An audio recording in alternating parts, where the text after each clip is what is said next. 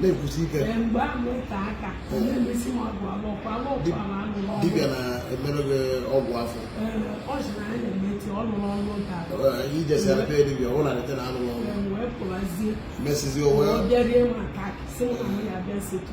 mgbe ijeziri fisika ka ihe ọ gwaziri gị o wee dere gị ibe anyị ka m na-egwu ọkwa ihe niile adịghị a gasị ihe eweta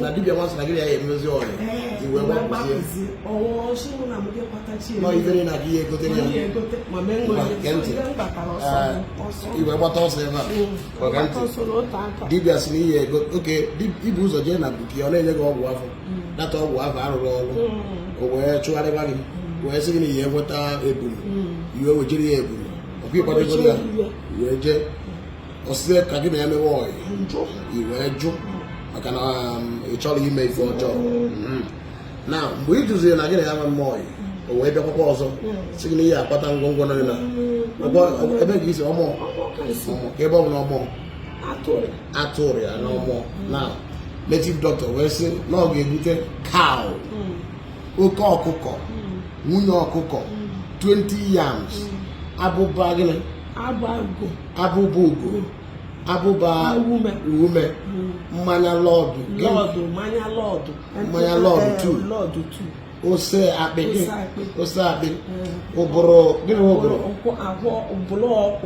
ọkụkọ ọjị akwa egg then gịnị ya tortoise wool then white black yellow okay nke a ozi ngwongwo ya na 50,000 naira dibịa bụ bụ onye ala evo dibịa bụ ọ bụ ewu na ọ mara ife so dibịa gburu gị wayo nara gị ebunu nara gị ego o ji enye gị ọgwụ afọ nara gị ego again then finally ọ chọ ka unu mebe ọya hey now gabazie cheruzie na agwa ebe a ga mbịa esedere iwu ya now tell me the native doctor that would demand this kind of stuff.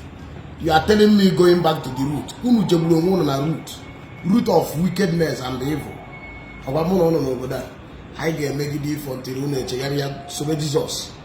All the evil native doctors, go and meet the original native. Mgbe enwere native doctor, bro kwakịta.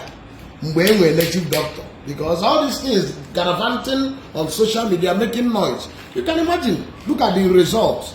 Dibịa na-eme ya ọgwụ afọ, nyegidere ọgwụ afọ arụrụ ọrụ mmafe ebere gị ọgwụ dada afọ ya akwụsị.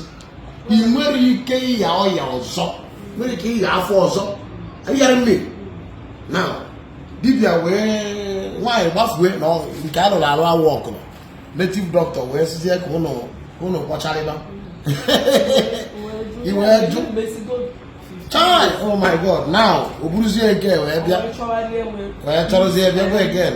Cow, oke ọkụkọ, about 14 different items. The native doctor need demand from her. It's well, madam. Nke bịara from ekwuru ụgwọ from, and I'm going to get better. All right. So I want to advise the general public. Run away from all these so-called native doctors. They are criminals. Anyway, thank God for Soludo. Also Soludo guy na. Onye jiri amayora na-ekwo, amayora na azumta. Okwa afande pastor na ejebe dibia. We cannot continue living in darkness. Jesus is the way, the truth and life. My name is Reverend Chaloku, the only man with Daniel 430. See you and God bless you.